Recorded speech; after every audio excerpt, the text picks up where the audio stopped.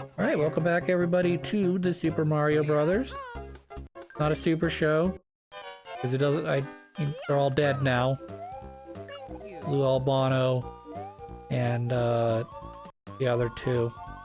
When I say the other two, I mean the voice actor who played King Koopa and the guy who played Luigi.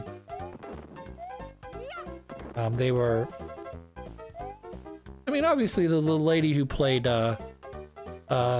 Peach in the Super Mario Brothers Super Show, she's still around.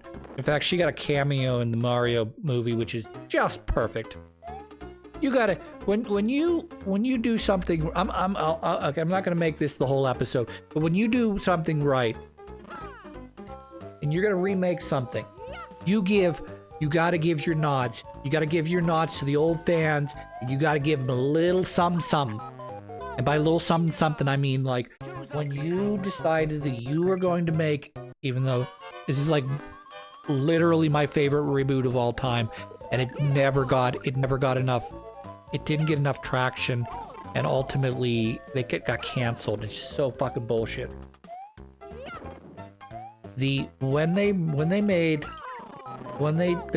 a Thundercats reboot, who did they get to play Lion-O's dad? Who's alive in the remake? He's not dead, because in the original Thundercats, they're traveling via space to this new planet, and Jaga's still alive at that point, and he sort of sacrifices them to ensure that they get to the new planet. But then he becomes a spirit that helps to guide Lion-O. Anywho. Who do you get to play Lion-O's dad? The king of Thundera. You get the original Lion-O voice actor to come in and play that role. Why? Because you fucking do. That's why you do. You fucking do it. Why wouldn't you fucking do? Why wouldn't you bring him back? Give the nods to the old fans. Give them Lion-O's old voice, and then you go do your own thing. You go do your own storyline. It was excellent. The whole fucking thing was... Having not watched the original, I've watched very little of the original Thundercats. I know the original Thundercats. I know of the Book of Omens and Jaga and all that fun jazz, but I never watched it officially when it was on, because I was probably not born at that point. And then I never really watched it in reruns, but I absolutely adored the remake. Not because it was, it's not the Lion-O that I remember. I hate it. No, I loved it because it was its own thing. You got a completely different type of Lion-O. You're telling a completely different story. All the episodes seem to be more or less linked together. You're making a straight-on, long, progressive story. You're going to bring in things that are going to be... They're going to be similar to the original, different from the others, different from the original, and you're going to make your own storyline, because why would you just remake the same thing? Particularly as, not that the original Thundercats was bad or anything. I mean, I guess that's a matter of opinion or a matter of taste. I didn't think it was, from what I watched, I didn't think it was bad. But it was like a Saturday morning cartoon sort of thing, where... You know, me and you are going to line up in the battlefield. We're going to exchange a few blows. And then I'm going to be like, next time, Thundercats, I'll get you. Or whatever. I know Mumra never did that, but you sort of trying to get what my point is. He's trying to get it's the same in both ones. He's trying to get the Eye of Thundera. Oh, the Eye of Thundera in there? I think it's called the Eye of Thundera in both. Which is the center gem in the sword the Lion-O carries in both versions.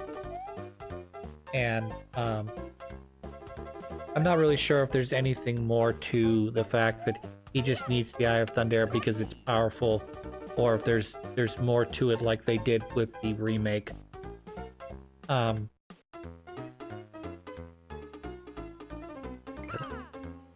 was so good. It was so good. It was so good. It's set up so perfectly early on, because you have this kingdom and Lion-O is the heir successor, and the king's still alive, and then Mumra comes back. I don't know if I mean we're not talking about in terms of, let's pretend that the old Thundercats eventually led to the new Thundercats for a second. And then ultimately, you know, not only his father, but Jaga, the old advisor, dies. And Lion-O is left to basically fend for himself with, obviously, his friends. You know? And there's all kinds of interesting storylines in there. I'm not gonna get too far into it. But between the just the beginning, the point where it sort of gets you in, you know, the intro where it gets you into the storyline, to some of the first episodes are just perfect. There's an episode that they do where Lion-O ends up in, or I don't exactly remember the whole story, but Lion-O ends up essentially in a forest of some sort, or some sort of impregnable. He's being chased down by the enemies, and he ends up in this thing with the bramble bush or whatever they can't get through. And he meets this little kid, this like tiny baby kid, little kid. And over the course of one day, this kid goes from being practically newborn, or perhaps newborn, all the way till the time that he is going to die. That is how long their lifespan is. It is one day. And they go through all of the stages. They start out as a child, you know, they get married. It's just that their entire time span of what they're going to accomplish, what they're going to do, is sped up. And they keep cutting away from it, so you're not watching the kid quickly grow from, you know, a baby into a teenager, into an adult, into a granddad. But every time they would come back to him. Lion-O would meet him again. He'd be a little older. And you get this perfect analogy of, like, what are you doing with your life? Let's not think about it too hard, but let's also remember that your time here is limited. What you choose to do is going to affect other people around you. And you have to spend that time wisely. And in their case, obviously, they're trying to prevent Mumra from gaining all of the powers, if you will. And they introduce, and I don't know if it's in the original Thundercats or not, but they introduce these stones of power that are kind of like, if I had to compare, they're kind of like the Infinity Stones.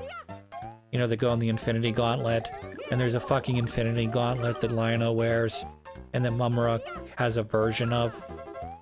And I'm not sure if that's a thing that occurs in the original, or if that's something that they sort of took, because I know it's there in the original. With he's got this lion paw, and on his lion paw he's got the gems on his knuckles, and then obviously the Eye of Thundera is in his sword, and they sort of make that a big deal, along with the Book of Omens. Such a great storyline. There are parts that are kind of stupid and silly. That at least I remember. And then they took what's his face. They basically made him a non-character in the show, which maybe he should have been a character. I don't know. But they took Snarf and they completely said, nah, he's like a pet. He just goes, snarf, snarf. But he doesn't talk. He doesn't go, oh, Lion-O, I'm a scaredy kitty cat. Oh, no. No. He just goes, snarf, snarf. And you see him like 3 or 4 times in the show. And he's like a background character. Okay? The thing that probably irritated most fans, I imagine, is that Panthro, he's different. He's sort of like your big brawler character. If I had to compare him, I played a number of East games, and Adol Christian's your, warrior, paladin type character, and you have a good friend named Dogi, who is sort of like a monk or a fighter type character. And yeah, they kind of made him a super science big brawler guy, and at one point he sacrifices both of his arms to defeat one of the main lieutenants of Mumra's army, which, whatever. I'm sure they plan to bring him back as well, because he kind of got trapped in an alternate dimension sort of thing, more than like, oh, I'm going to kill you, sort of. Like, he didn't die, he just got kind of trapped in like a null zone.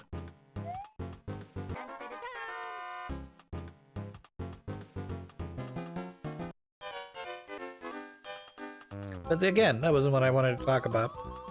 I want to talk about this game. We're on World 1-7. I'm sorry, 7-1. 7-1 is very brief. Even though it's taken me quite a bit of time to get through here. I kind of just want to make sure I have 3 hearts before I go to take on the boss, which I believe is just Birdo again.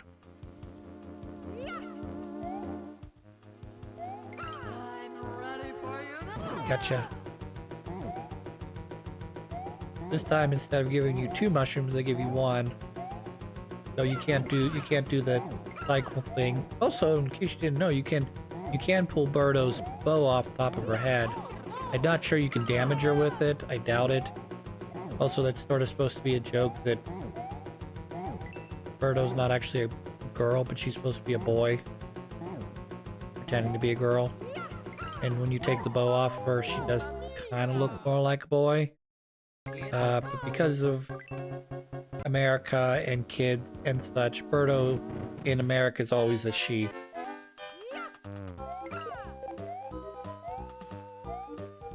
Even though if you know a little bit about Romance languages like French and Spanish, O would be masculine, A would be feminine, E would be feminine, U would be masculine. I think. I know in Spanish you have señora, that's Spanish, and señor would be your male version, but also there's more to it than just that. I'm not going to get into Spanish, and I don't know French well enough to sort of say that, but you know, basically the name Birdo would sort of infer that it's actually a guy. Otherwise, you would name her Birda. But I don't necessarily care one way or another, as we're living in a post sexual society where I'm not supposed to care about the fact that I was born with a Y and an X chromosome. Oh boy. It's like, in terms of political things that I care about, that is so low on my spectrum. Do I think people should be treated fairly? Yes. Do I think that their skin color or their sexuality should affect how society treats them? No. But I'm also aware that, you know, if I put big fucking bunny ears on my head and walk into work tomorrow, I'm gonna get some fucking strange looks. Because it's not what most people consider normal. Let alone if I said that I now identify as a bunny rabbit. Because in a certain way, I'm willing to play along with you to a degree, but we hit a certain point where I can no longer in good conscience play along. Because you could say it doesn't matter what I think, it only matters what that person thinks, but some of the counter arguments are just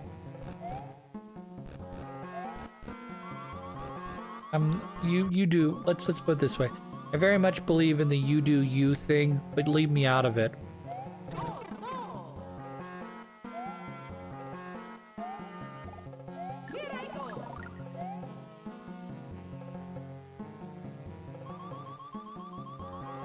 But that's how they get votes a lot of times. If I say to you, hey, we're gonna make sure that you stay poor and you're highly dependent on going to work And even when you go to work, we're going to say that an employee at Walmart or McDonald's should get paid minimum wage no matter what, because those should be the lowest of low paid jobs, because I don't want to pay $15 for a hamburger. Yet hamburgers continue to go up in price over the years, but wages really have stayed stagnant. I'll spare you the economic complaint again.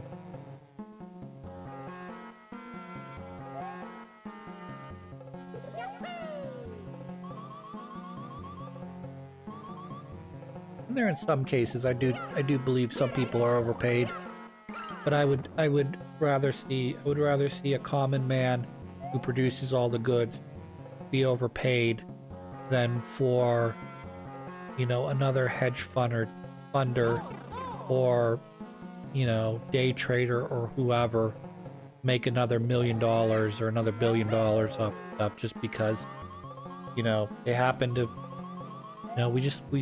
we've created a situation where I can make sure that I make the most money because I dictate how much you get paid, and I give a little kickback to the government to ensure that you stay poor, because if you start demanding real wages, then that means I'll either have to take less profit or charge more money, and then at a certain point the economy will only allow so much before either inflation or people stop buying stuff, kicks in. Of course, inflation's terrible for the super wealthy. It's terrible for everybody, but it's terrible for the super wealthy because that $1 million used to be worth $1 million, and with super inflation, all of a sudden your millions of dollars could be worth what we consider thousands or tens of thousands of dollars right now. I did see some pretty ridiculous conservative cartoons about this subject. They call it the inflation monster. It's terrible, absolutely terrible, because that lollipop in 1920 cost you a nickel, and now if you wanted to buy a lollipop, you would get a quarter of one lollipop instead of multiple lollipops for a nickel or something. I don't know. I made some sort of point about that, which is true, but it's a combination of things, it's not just the fact that,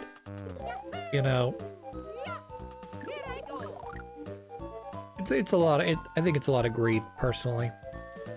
And it's not just greed from business owners per se, because what ends up happening is if you're a good business owner and you pay your employees well, that's going to slow your growth and the ability to turn your company from a $20 million company into a $100 million company.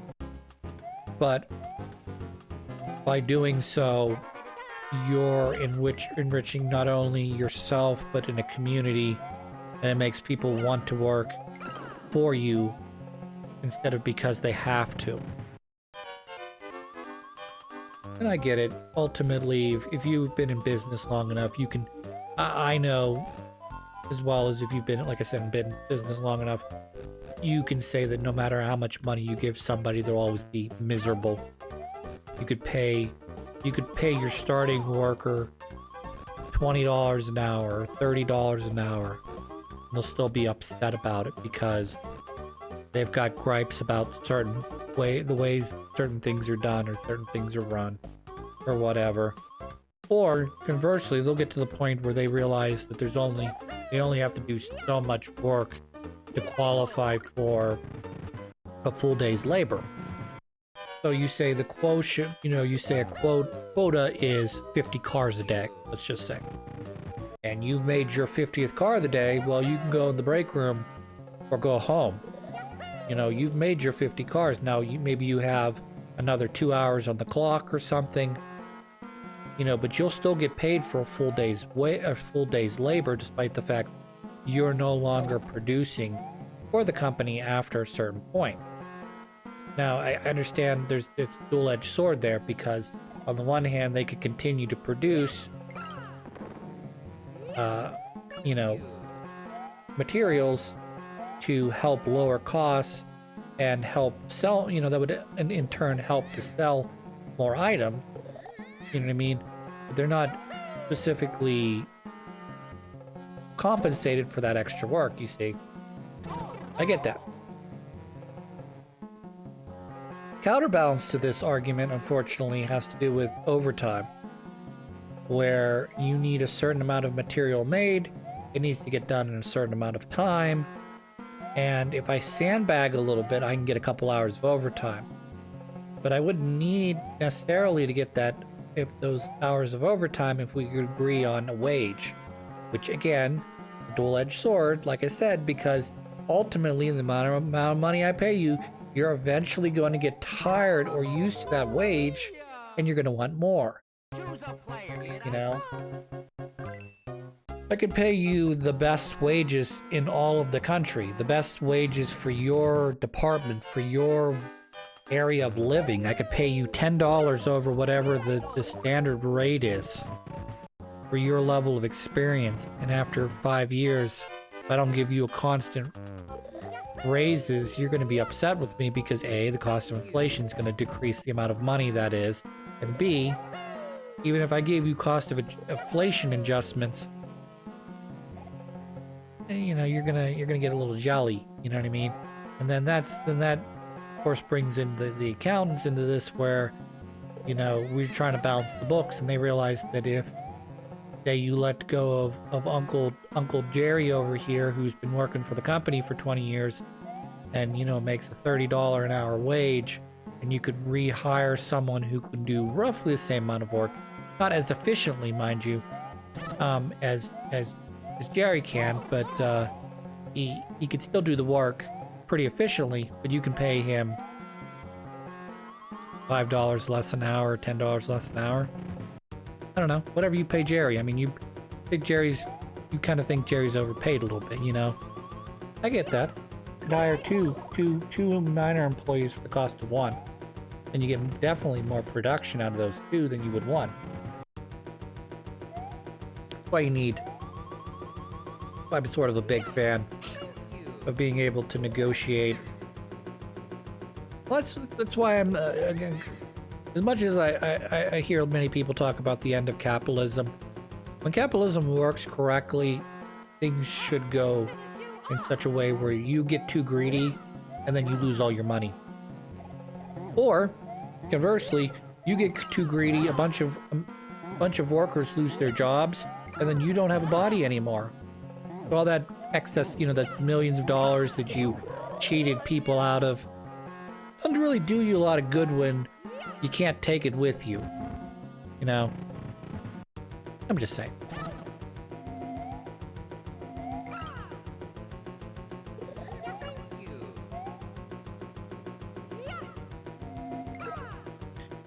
That's sort of one of my big gripes about things. I mean, the 08 financial crisis sort of drove me nutty because A, I was coming out of college at that point. So I was in like one of the worst possible situations I could be in, i.e. I have no experience other than my college education, no real world experience, other than maybe an internship here or there. And I'm now competing with people that have 3 to 5 years of experience, 5 to 10, 15 to 20 years of experience. And now they're getting underpaid for what they're doing, but they're still making money. So they took a pay cut during that. Meanwhile, someone made out like a fucking bandit in the housing mortgage. People lost their houses, people lost their jobs, people had to start taking jobs that they were overqualified for. The people coming out of college, such as myself, could not find the entry-level jobs because they were being taken by people with 2 and 3 years of experience. And then, ultimately that did correct itself. It took years, though. It did correct itself so that as the marketing improved, those people were then able to find their better paying jobs as they gained more experience, and then they made more money. And then the entry-level people were able to start moving in. In case you've never played Mario 2 or seen anyone play Mario 2, a wart does not like his vegetables. But he's got a vegetable making machine here in his office. So I know there's some questions there, but basically what I have to do is wait for him to open his fucking mouth. And when he opens his mouth, I put vegetables in it, and then he goes, "Oh, I hate vegetables," and he takes damage. Of course, once you do put the vegetable in his mouth, he stops spewing out these little bubbles. Like that. So if you can time it correctly, you should be able to do it with minimum amount of bubbles coming out of his mouth.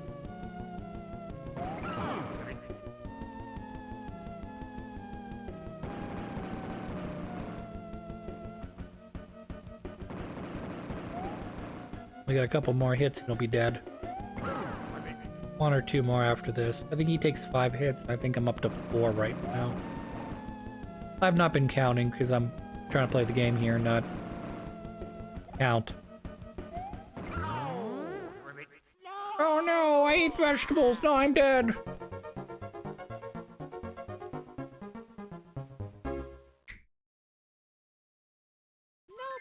problem. Probably the... Maybe not the most confusing ending to a game, but... This... Why are you... okay. I guess you'd have to read the guidebook to understand. So yes, I did defeat Wart. The little fairy character's gonna carry him off screen and beat his ass. Or whatever. I did beat all of the bosses, or all the levels, technically with Mario, though Luigi helped. So that's why it says 20,000. Mario's the MVP. And then the first twist in Mario lore, at least, because this wasn't actually Mario 2 in Japan, but what they call Super Mario USA, because this is Mario 2 in the United States. Turns out that this was all just a dream by Mario. Now, I'm not sure if Doki Doki Panic has the same ending where Mario kind of wakes up and goes, "Oh, Doki Doki Panic was just a dream in my brain," or if there's a different ending to Doki Doki Panic. But here's the cast: Mario, Luigi, the Princess Peach, otherwise known as just Peach, Toad, one of the many Toads. We have our Shy Guys, our Sniffits, or Sniffit, Ninji. We talked about Ninji already. Bezos, like Jeff Bezos. Pork Yucapo, Tweeter, Bob, Hoopster, Crowder. Some of these characters you could say are from other games as well. Pidgeot, Answer, Flurry, but very Albatross never comes back. Vanto is only in this game as far as I'm aware.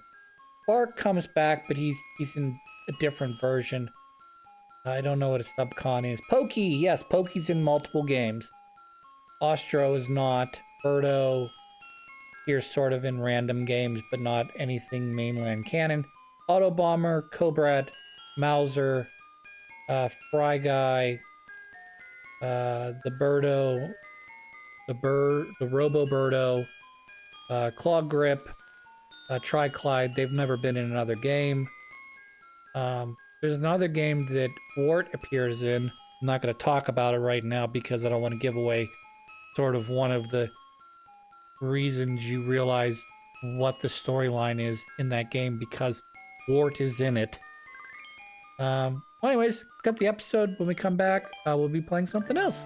So until then, have a good one.